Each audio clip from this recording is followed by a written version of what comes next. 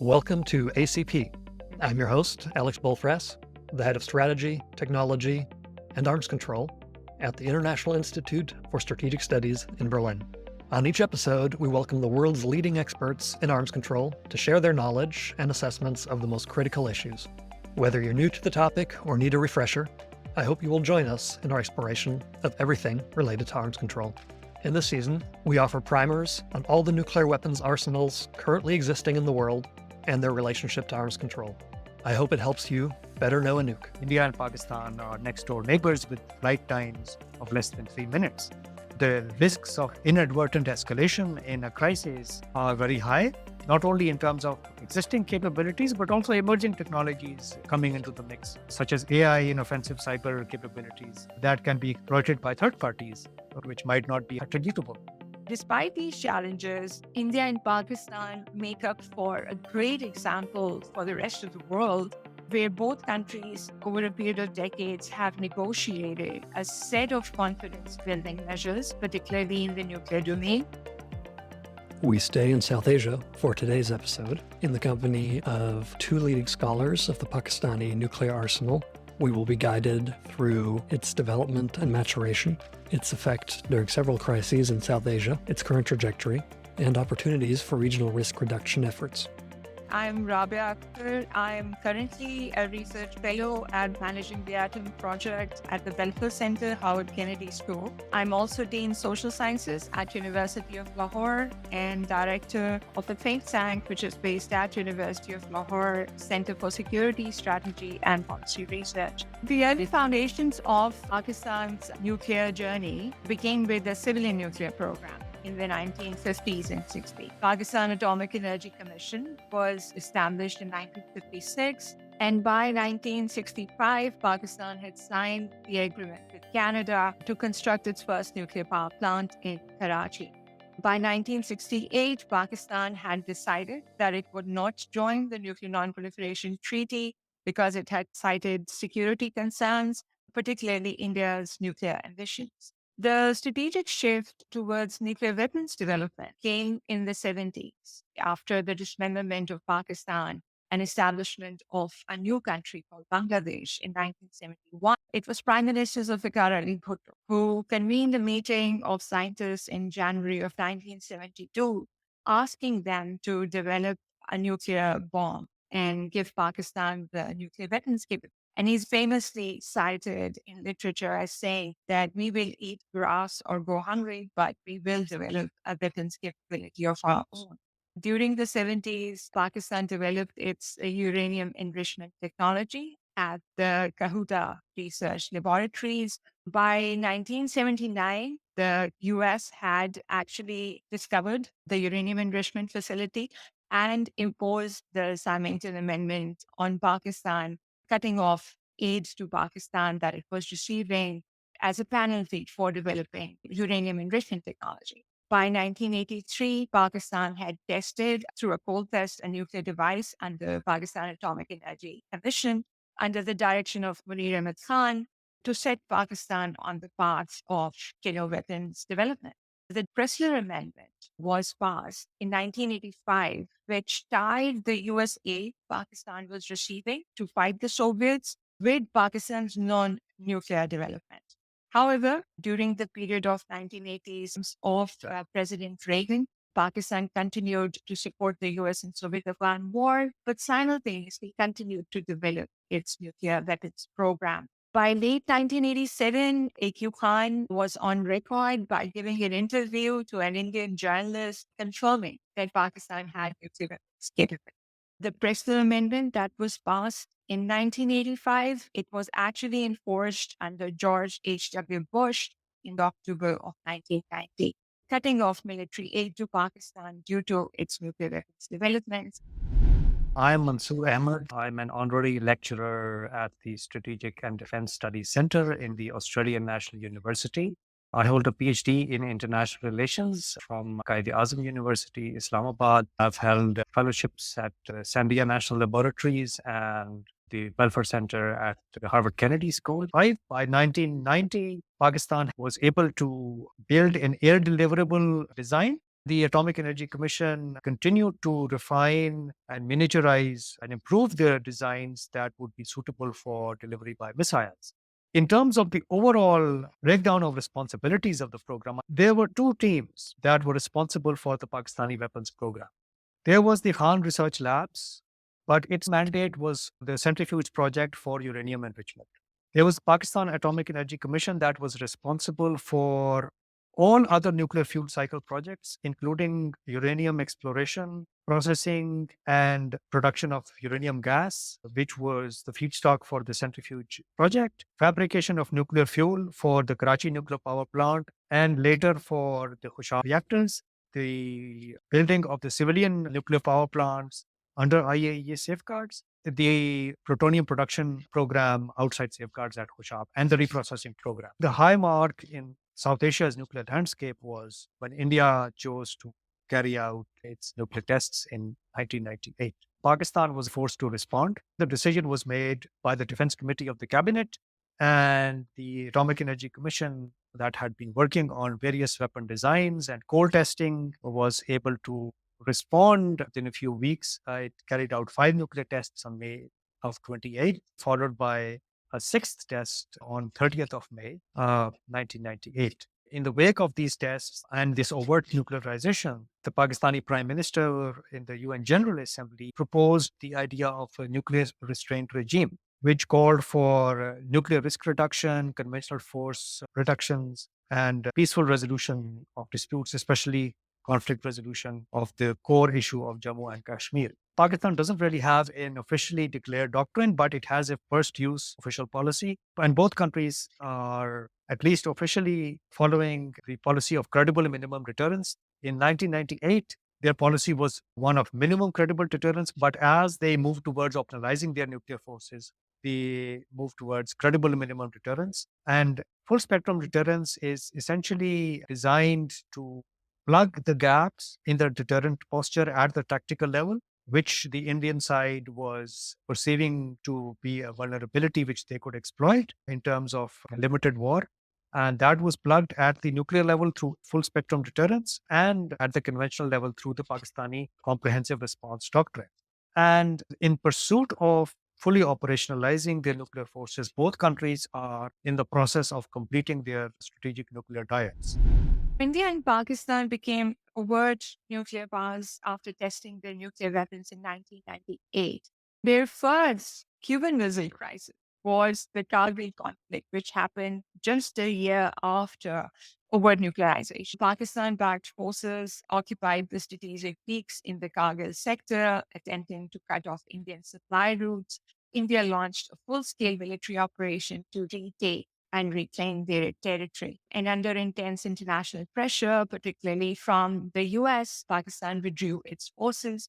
And this was the first major conflict post 1998, a nuclear test showing that nuclear deterrence, even though the jury is still out whether it can qualify as a nuclear crisis because the nuclear forces were not operationalized on both sides, but yet presence of nuclear weapons in the sense that both countries possess nuclear capability did not prevent them from engaging in a limited conflict. And so that set the path towards both countries exploring whether they could test each other's nuclear thresholds under the nuclear umbrella.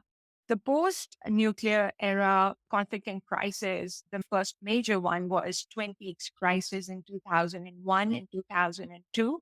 It was a 10-month long military standoff followed by the 2001 Indian Parliament attack, which was blamed on Pakistan-based militant groups. India mobilized its forces alongside the border, and so did Pakistan. Over 1 million troops were deployed by both sides, leading to the fears of war. Had there been no diplomatic interventions or pressures from third parties to de-escalate, both countries could have seen a conflict as two nuclear countries. That was the conflict that sort of raised the concerns about crisis stability in South Asia. That also led India to develop the military strategy aimed at enabling swift, limited conventional strikes against Pakistan without crossing nuclear red lines. The Mumbai attacks happened in 2008. So between 2001, 2002 until 2008, Pakistan and India realizing that there is no space for limited conflict that can easily spiral to high levels of escalation. This thought process brought them to the negotiating table to negotiate some of the nuclear ceasefires, setting up hotlines and keeping skirmishes at the line of control to a very minimal level. But then comes 2008 with Mumbai attacks, and the Lashkar carried out coordinated attacks in Mumbai, killing over 170 people. And India accused Pakistan of state involvement, which led to threats of military strikes. But again, diplomatic efforts and back channel battling prevented escalation into a war. The latest and the last attack between India and Pakistan came in the Pulwama Balakot sector in 2019, which was the first aerial combat between these two nuclear powers. A suicide bombing led to the killing of 40 Indian soldiers, and it was blamed on Jaish-e-Mohammed, again, a group that was based in Pakistan. So India launched airstrikes on Balakot, which is Pakistan mainland. Pakistan responded with airstrikes, downing an Indian MiG-21 and capturing an Indian pilot. And third-party mediation helped diffuse this crisis. This was the first aerial conflict, like I said, between two nuclear-armed countries, and it raised considerable concerns about escalation control. So India and Pakistan have had pre-nuclear era conflicts, have fought 3 wars. But the post-nuclear era conflicts saw a shift towards the propensity of fighting limited wars and proxy conflicts. And when the world had thought that nuclear deterrence had it figured out, making total war less likely. Nuclear deterrence has not prevented military crises, but has influenced its resolution, pushing both parties to accept third party mediation and not escalating their conflicts to more devastating grounds in their conflicts and wars. In the past 5-10 years, Pakistan has made considerable efforts towards modernization and is continuing in its strides to achieve land-based missiles, air-based deterrence, and sea-based deterrence vis-a-vis India. The estimates that the world has about Pakistan is somewhere around 160 nuclear warheads. Although 2024 was the year in which the estimates that came out through FAI pushed India ahead of Pakistan. And this was really celebrated in Pakistan that finally the world has gotten its numbers right, that India is ahead because it had a head start anyway over Pakistan. Pakistan has multiple missiles in its inventory, starting from short-range tactical nuclear weapons, 60 kilometers range, to the highest Shaheen-3 that it has of 2,700 kilometers range. Pakistan has also tested a missile, which is a MIRV, multiple independently targeted re-entry vehicle called Ababil, signaling its modernization.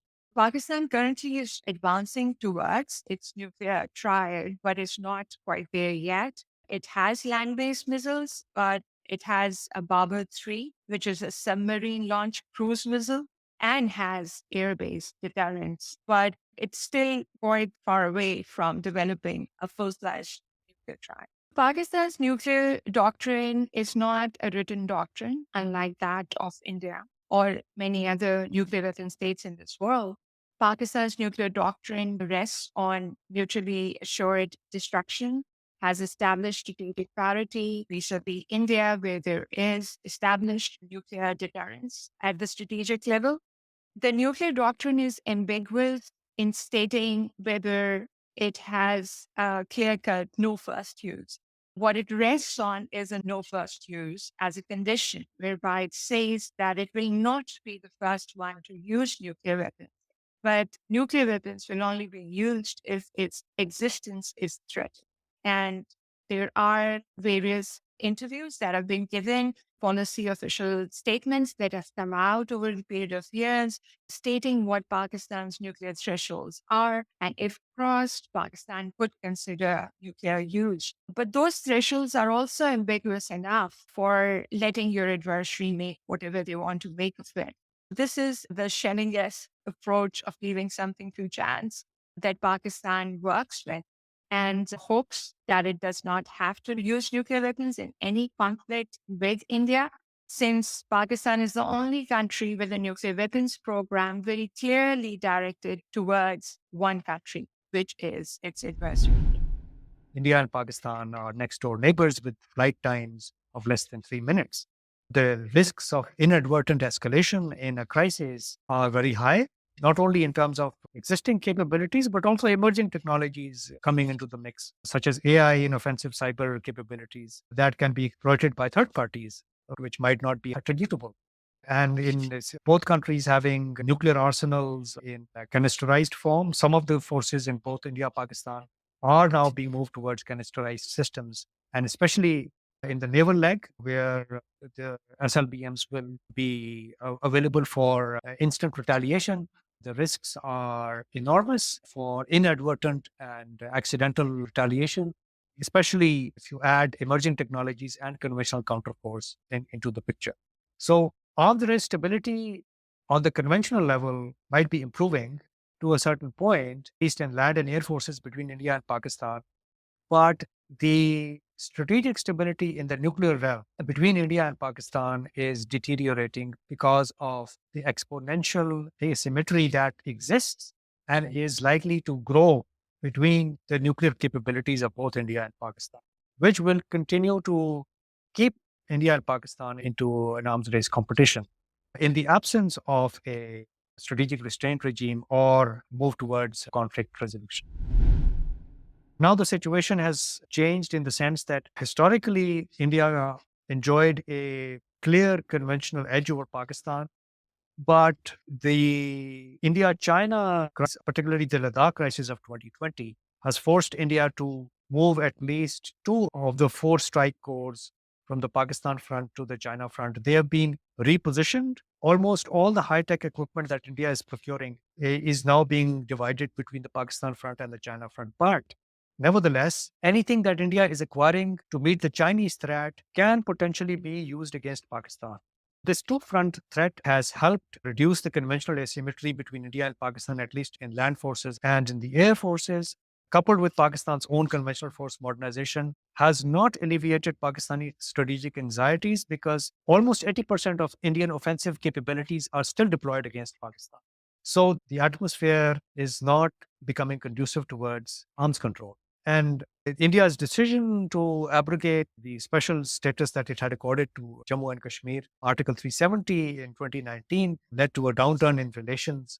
This is a major driver of mistrust and hostility. It's an arms race that is an action reaction cycle that seems to have taken over both India and Pakistan. From a more contemporary perspective, the important thing to understand is that there have been several proposals, especially the strategic restraint regime that was first proposed by Pakistan in October 1998. It has been again put on the table. But the Indian perspective is that given the Chinese threat, it is not possible for them to move towards a strategic restraint regime with Pakistan. Now, there are two different dyads. There is the India-Pakistan dyad, and then there's the India-China dyad. But there are examples of the conventional forces in Europe Treaty and other Cold War examples that, in terms of arms control, they can be amended, they can be studied, they can be applied to the South Asian context, provided there is a will to move in that direction. My sense is that both India and Pakistan will continue to invest in second strike capabilities in the completion of their triads. But at some point, the nuclear development will plateau. It's still maybe a decade away. Until that time, both countries will have to work towards ameliorating and reducing the mistrust and creating the conducive conditions. In terms of the doctrinal shifts, it is interesting to note that all these nuclear armed states, India, Pakistan, and China, started investing in conventional counterforce capabilities, particularly conventional counterforce through dual-use delivery systems and canisterized systems. For example, India has built a triad of the BrahMos cruise missile, which was built with Russian assistance, and they're building a hypersonic version of the BrahMos also there, and they have integrated some of them under the Strategic Forces Command with some of the air-launched versions with the SFC. Even a conventional counterforce, Pakistan believes that These are dual use. An incoming missile, whether it has a conventional or a nuclear warhead, will not be able to be differentiated by the country that is being attacked. And even if a conventional counterforce strike is launched during a crisis, it will have escalatory potential. And these strategic anxieties have been exacerbated by the fact that several Indian scholars and policymakers and even former heads of India's Strategic Forces Command, they've said that India needs to have another look at snow first use policy. It is already working to put in place capacities and capabilities that will allow it to carry out a first and a second comprehensive strike through conventional and nuclear forces combined. A decapitating strike through conventional forces is very much possible because of the sheer number of offensive systems that are being developed and deployed on the Indian side. This has also led to the genesis of a strategic rocket force, which is being planned and built and raised on the pattern of the Chinese PLA rocket force. But this will be a conventional strategic rocket force to be deployed against both China and Pakistan, but it will be extremely destabilizing. So it appears that India is pursuing a damage limitation strategy because it is also working on a ballistic missile defense shield. It has tested various ABM technologies coupled with ASAT capabilities and S-400 type systems, long range systems, and India's own indigenous BMD systems. Coupled with that and a robust leg of the naval nuclear triad and the conventional offensive counterforce options, clearly points to the fact that India is moving towards a counterforce strategy that will have a combination of conventional and nuclear counterforce options. So Pakistan is also responding with its own conventional counterforce options, long range, precision, and standoff conventional capabilities. But its missile program is still India centric. The longest range missile system that it has been capped at 2,750 kilometers. Pakistan conducted the first test of an MIRV system, the Ababil missile, with a range of 2,200 kilometers as far back as 2017, when the test of the first submarine-launched cruise missile was also carried out. Now, Pakistan's naval nuclear triad will be based on its conventional attack submarines. Pakistan is acquiring 8 Chinese conventional attack submarines, which will be able to carry nuclear-tipped submarine-launched cruise missiles. But these capabilities are India-centric, and Pakistan has not inducted or developed or deployed or even tested any system that can strike targets beyond 2,750 kilometers. While Pakistan does not have a nuclear submarine program as yet, it might move in that direction in the future in order to complete its triad and have a secure and an assured second strike capability, even though it has a very robust land and air-based deterrent and is building the naval leg of the triad as well. The non-attack agreement on the nuclear facilities is still in force, and it has been very successful despite numerous crises in the India-Pakistan dyad. But there is a dire need for a nuclear restraint mechanism between both countries. There is a hotline between the Directors General of Military Operations, but that is not a dedicated nuclear hotline. There have been proposals for a BM treaty to include China as well, but I think the developments have overtaken this idea because both India, Pakistan, and China are moving ahead with their own MIR programs. And India and China are both working on their own missile defense shields. There might be appetite for an incidents at sea agreement. There could be greater clarity for respecting the ceasefire on the line of actual control between India and Pakistan.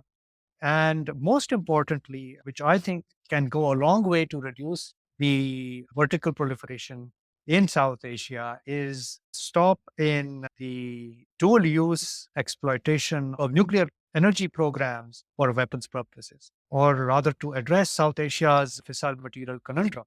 Now, Pakistan has no unsafeguarded civilian nuclear facilities, and its nuclear fuel cycle is completely separate from its civilian program. Civilian program is completely under IAEA safeguards.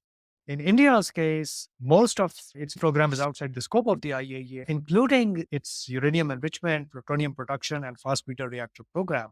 And that, in addition to the large amounts of stockpiles of civilian plutonium that is very much weapon usable, because India's power reactors are all Can-Do type power reactors, which produce a higher percentage of plutonium-239 isotope compared to light water reactors. The evolving nature of the international system, especially in terms of the shifting geostrategic alliances and the great power competition, which is now moved from the Euro-Atlantic to the Asia-Pacific and has led to the enactment of the US Indo-Pacific strategy, has landed India as a net security provider for the United States. But Pakistan is unlikely to accept India as a net security provider, both in terms of conventional capabilities and nuclear capabilities. There could always be conventional arms reductions between India and Pakistan. There could be agreements on no force zones in which offensive systems of certain classes could be either removed or they could not be deployed based on some kind of a framework, but that has to be part of an overarching strategic restraint regime. It cannot be done in isolation. And that is invariably linked to conflict resolution between India and Pakistan, which is something that is being held hostage by the Jammu and Kashmir dispute, which is the core issue of conflict between India and Pakistan. And all the more reason for India to agree to a strategic restraint regime with Pakistan, because of evolving nature of the Chinese threat all along the line of actual control. China claims all of Arunachal Pradesh, which the Chinese call the Little Tibet. They have also claimed territory in Ladakh and in other parts all along the 4,000-kilometer line of actual control. Both India and China have been investing heavily over the past few years in infrastructure, logistics, air bases, supply facilities, and deployments of artillery, aircraft, tanks, and also offensive systems for strategic nature, such as cruise missiles and air defenses. So it is only in India's interest to proceed with conflict resolution and risk reduction with Pakistan, so that there is a reduction in tension, and Pakistan and India should be able to allocate more of their scarce resources to social economic development. While the conventional force balances might be moving in favor of Pakistan, the nuclear asymmetry is likely to grow because of the enormous latent capacity and the investments that are being made in India's program, especially their fast breeder program, their reprocessing program, and their highly enriched uranium program, all under IAEA safeguards. There needs to be imaginative and creative leadership in the region. If the superpowers could talk at the height of the Cold War, if Kissinger and Anatoly Dobrinin could sit across the table and do all the spade work for arms control, and the Politburo members would host US delegations in the Soviet Union and then come to a negotiated arms control agreement. So South Asia remains a volatile nuclear environment, and the need for arms control mechanisms is absolutely more urgent than ever.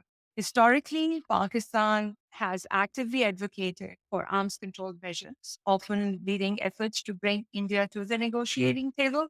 Despite India's reluctance to engage in bilateral nuclear risk reduction mechanisms and frameworks with Pakistan, over a period of years, Islamabad has consistently proposed strategic restraint measures, including its offer of a bilateral strategic restraint regime with India, which aims at limiting nuclear and missile competition while promoting stability.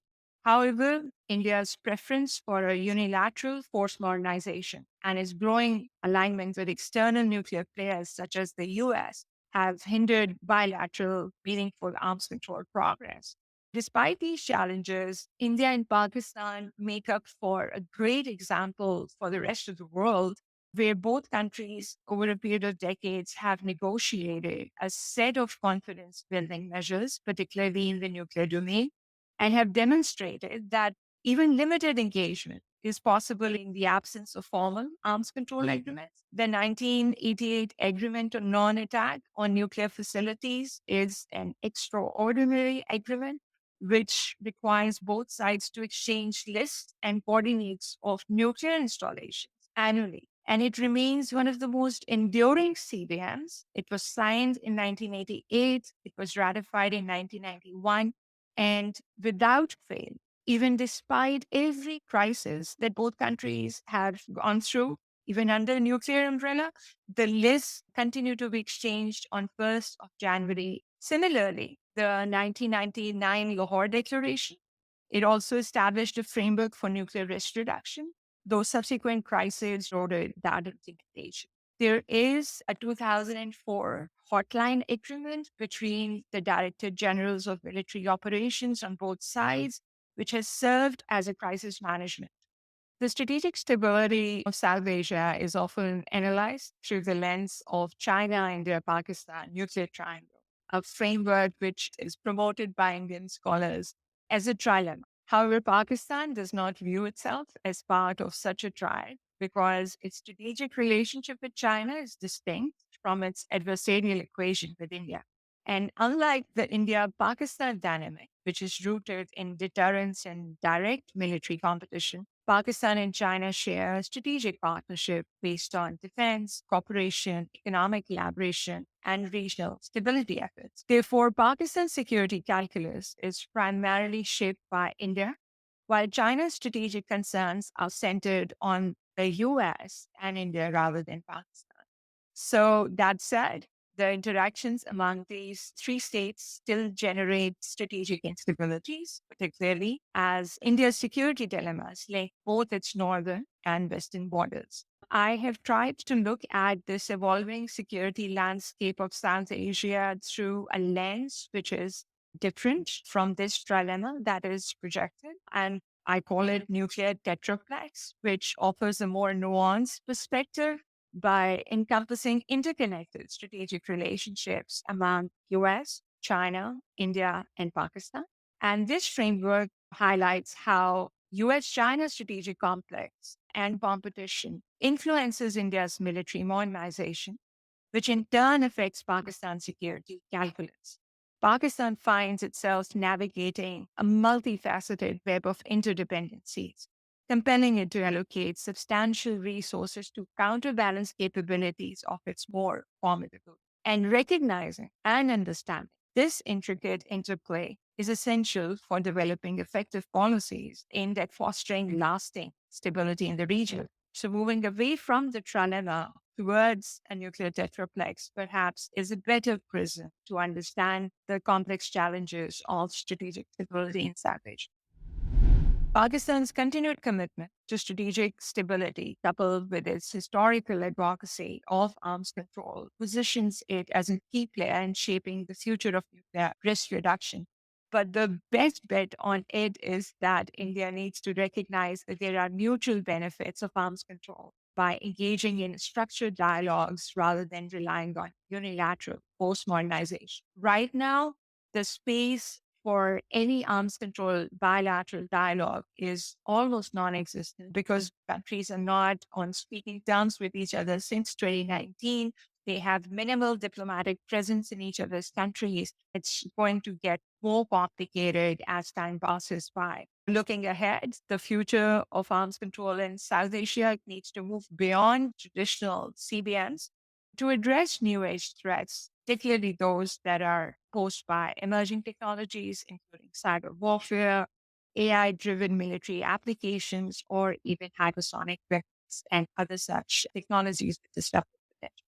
Both India and Pakistan, have developed offensive cyber capabilities, raising concerns over the potential for cyber attacks on nuclear command and control systems, or even their critical infrastructure. A cyber no-first use agreement between India and Pakistan would serve as a foundational arms control measure, which would ensure that cyber tools are not used to disable critical state functions or trigger unintended escalation. Regulating the military use of AI and drone warfare through arms control dialogues, which are bilateral, would help prevent destabilizing actions in future crises. Thank you for listening, and to our guests and the European Union's Non-Proliferation and Disarmament Consortium for funding the series. Until next time, stay optimistic.